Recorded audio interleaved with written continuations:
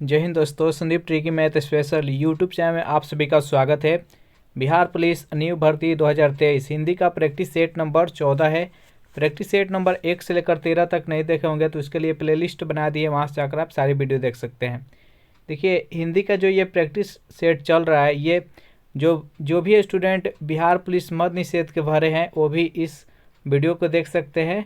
कैसे कि बिहार पुलिस और बिहार मद निषेध दोनों में डिफरेंस क्वेश्चन नहीं रहता है, क्वेश्चन का लेवल सेम ही रहने वाला है। तो वीडियो स्टार्ट करते हैं और चलते हैं हम प्रश्न की तरफ।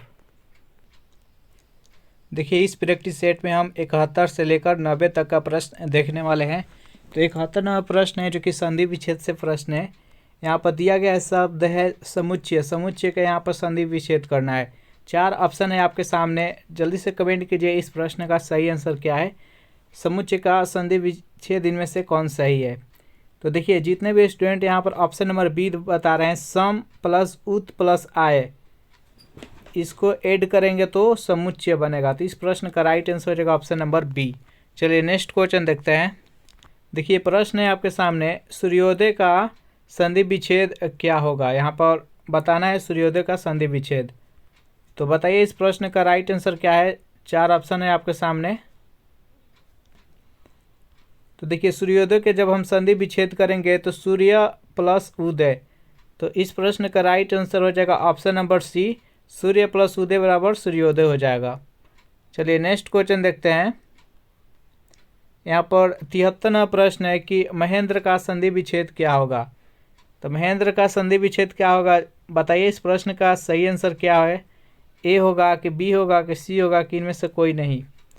तो जितने भी स्टूडेंट यहाँ पर ऑप्शन नंबर सी के साथ जा रहे हैं, महा प्लस इंद्र बराबर महेंद्र होता है। तो इसका राइट आंसर हो जाएगा ऑप्शन नंबर सी। चलिए नेक्स्ट क्वेश्चन देखते हैं। देखिए, यहाँ से कुछ प्रश्न है जो कि निपात से है। पहले हम समझ लेते हैं कि निपात होता क्या है। तो किसी भी बात को बोलने के लिए या कहने के लिए उस पर अधिक जोर डालने के लिए कुछ शब्द का प्रयोग करते हैं, उसे ही निपात कहते हैं। निपात मुख्यतः 9 प्रकार का होता है। तो इस प्रैक्टिस सेट में, इस क्वेश्चन में हम जानेंगे कि निपात कौन कौन सा होता है। जैसे कि 4 गो निपात यहाँ पर दे दिया गया है। तो यहाँ पर देखिए, 74वां प्रश्न है कि क्या आप जा रहे हैं।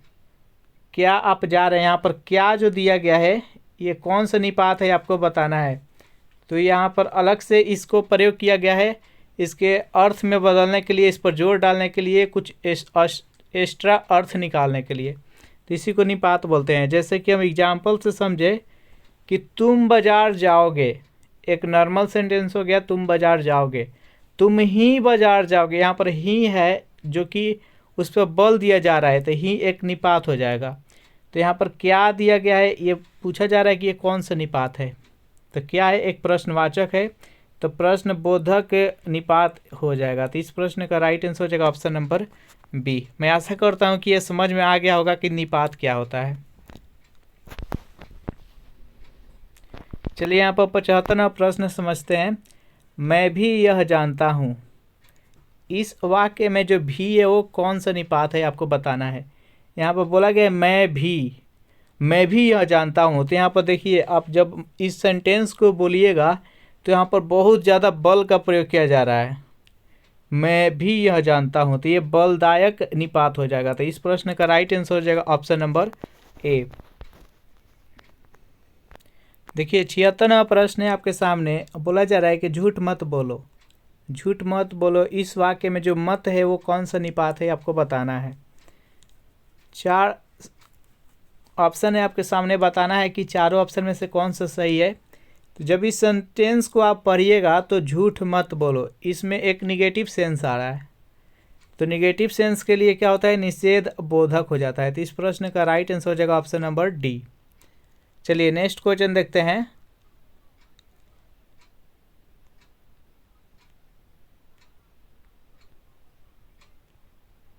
सतहत्तरवां प्रश्न है आपके सामने कि तुम्हें राम के आने तक प्रतीक्षा करनी होगी।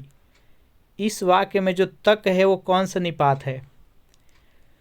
तो यहाँ तक आप निपात समझ गए होंगे कि किसी भी सेंटेंस में कुछ एक्स्ट्रा वर्ड डाल देते हैं जिससे उसका विशेष अर्थ हो जाता है, उसमें बलदायक हो जाता है या उसको एक्स्ट्रा अर्थ निकलता है उससे, तो उसे ही निपात, उस वर्ड को ही निपात बोलते हैं। जैसे यहाँ पर किसी में मत रहता है तो किसी में क्या रहता है, तो किसी में भी रहता है और एक किसी में तक है, तो इस प्रकार से ये निपात होता है। तो ये सेंटेंस पर लिए हैं कि तुम्हें राम के आने तक प्रतीक्षा करनी होगी। इसमें जो तक है ये कौन सा निपात है?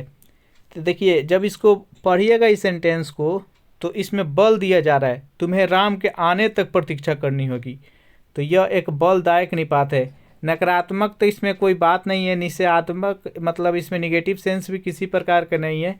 तो इस प्रश्न का राइट आंसर हो जाएगा ऑप्शन नंबर सी। चलिए 78वां प्रश्न देखते हैं कि पशु पक्षी ही अपना हित समझते हैं। पशु पक्षी ही अपना हित समझते, इस वाक्य में ही है जो कि कौन सा निपात है आपको बताना है। तो ये भी एक बलदायक है, तो इसका राइट आंसर हो जाएगा ऑप्शन नंबर बी। चलिए 79 नंबर प्रश्न देखते हैं। प्रश्न है कि काश आज वर्षा होती। इस वाक्य में जो काश है वो कौन सा निपात है आपको बताना है।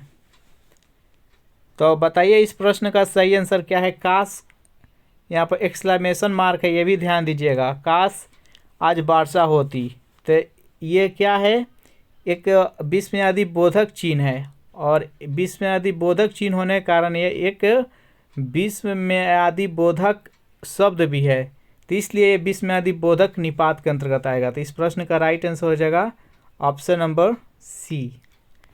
चलिए नेक्स्ट क्वेश्चन देखते हैं। देखिए 80वां प्रश्न यहाँ पर दिया जा रहा है कि निपात कितने प्रकार के होते हैं। तो हम आपको स्टार्टिंग में ही बता दिए हैं कि निपात जो होता है वो 9 प्रकार का होता है। तो इस प्रश्न का राइट आंसर हो जाएगा ऑप्शन नंबर डी। 81वां प्रश्न है आपके सामने। उर्वरा शब्द के लिए वाक्यांश है, यानी उर्वरा मतलब क्या होता है आपको बताना है। 4 ऑप्शन है आपके सामने, बताइए इस प्रश्न का सही आंसर क्या होगा। उर्वरा का अर्थ क्या होता है। ऊसर भूमि, समतल भूमि, बंजर भूमि और उपजाऊ भूमि। तो जिस खेत का उर्वरा शक्ति अधिक रहता है उसमें फसल अधिक होती है, तो उर्वरा मतलब उपजाऊ भूमि होता है। तो इस प्रश्न का राइट आंसर हो जाएगा ऑप्शन नंबर डी। नेक्स्ट यहाँ पर क्वेश्चन देखते हैं। बेहद ही सिंपल प्रश्न है और इम्पोर्टेंट प्रश्न है। इसका आंसर देने का प्रयास कीजिएगा कि व्याकरण जानने वाला वाक्य के लिए एक शब्द है, यानी जो व्याकरण जानने का ज्ञाता हो, यानी जो सबसे ज़्यादा व्याकरण जानता हो, उसको एक शब्द में क्या बोलते हैं ये आपको बताना है। तो उसको व्याकरण बोलते हैं। तो इसका राइट आंसर हो जाएगा ऑप्शन नंबर सी। चलिए नेक्स्ट क्वेश्चन है, या मुहावरा से क्वेश्चन है। कुछ प्रश्न यहाँ पर है। गाल बजाना का अर्थ होगा। गाल बजाना मतलब क्या होता है आपको बताना है। पिटाई करना, गाली देना, क्रोधित होना, डींग हाँकना। तो गाल बजाना मतलब पिटाई होना तो होगा नहीं, गाली देना होगा नहीं, क्रोधित होना होगा नहीं। इसका राइट आंसर हो जाएगा ऑप्शन नंबर सी, डींग हाँकना। चलिए नेक्स्ट क्वेश्चन देखते हैं। 84वां प्रश्न है कि अगर मगर करना का अर्थ होगा। अगर मगर करना यानी कोई व्यक्ति है जो कि कोई काम करने से अगर मगर कर रहा है, यानी वो बहाना बना रहा है। तो इस प्रश्न का राइट आंसर हो जाएगा ऑप्शन नंबर बी, बहाने बनाना। चलिए 85वां प्रश्न देखते हैं, जिसमें शुद्ध शब्द को आपको चयन करना है। सचिदानंद यहाँ पर लिखा गया है, आपको बताना है कि ये चारों शब्द में से कौन सा सही लिखा गया है। तो बताइए जल्दी से आंसर, इसका राइट आंसर क्या होगा। तो देखिए सच्चिदानंद, इस प्रश्न का राइट आंसर हो जाएगा ऑप्शन नंबर बी, ये हो जाएगा सच्चिदानंद, इस प्रकार से लिखा जाएगा। चलिए नेक्स्ट क्वेश्चन देखते हैं। 86वां प्रश्न है आपके सामने। दिया गया है कि शुद्ध वर्तनी वाला शब्द का चयन करें। इसमें से कौन सा शुद्ध है आपको बताना है। तो यहाँ पर सुसुप्ति लिखा गया है सही शब्द, तो सुसुप्ति इसमें से कौन सा लिखा जाएगा, तो ऑप्शन नंबर सी हो जाएगा। चलिए नेक्स्ट क्वेश्चन देखते हैं। 87 में सही वर्तनी को छांटना है। यहाँ पर बताना है कि इनमें कौन सा शब्द सही लिखा गया है। ज्योत्सना है इसका सही शब्द है। तो यहाँ पर जो ऑप्शन नंबर बी और सी दोनों सेम लिखा गया है, तो इसका राइट आंसर हो जाएगा, दोनों हो जाएगा। नेक्स्ट 88वां प्रश्न देखते हैं। यहाँ पर भी शुद्ध शब्द को चयन करना है। संपूर्ण कौन सा शब्द शुद्ध लिखा गया है ये बताना है आपको। संपूर्ण, इसका ये दोनों सेम लिख दिया गया है, संपूर्ण दोनों सही है, ए और सी। नेक्स्ट यहाँ पर 89वां प्रश्न है कि दयानंद में प्रयुक्त संधि का नाम बताना है। यानी दयानंद का जब संधि विच्छेद करेंगे तो इस कौन सा संधि के अंतर्गत आएगा आपको बताना है। तो दया का जब संधि विच्छेद करेंगे तो दाया प्लस आनंद हो जाएगा, तो यह दीर्घ संधि के अंतर्गत आएगा। यानी यह एक स्वर संधि भी है और दीर्घ स्वर संधि का प्रकार होता है दीर्घ संधि। तो इसका राइट आंसर हो जाएगा ऑप्शन नंबर सी। 90वां प्रश्न है कि कपीस में प्रयुक्त संधि का नाम बताना है। तो यह भी एक दीर्घ संधि है, तो इस प्रश्न का राइट आंसर हो जाएगा ऑप्शन नंबर डी। इसमें टोटल हम 20 प्रश्न लिए, 71 से लेकर 90 तक। वीडियो आपको अच्छा लगे तो इसको लाइक करें, अपने दोस्तों के पास शेयर करें। अगर इस चैनल से नए जुड़े होंगे तो इस चैनल को प्लीज़ सब्सक्राइब कर लीजिएगा। Thanks for watching this video. मिलते हैं नेक्स्ट वीडियो में।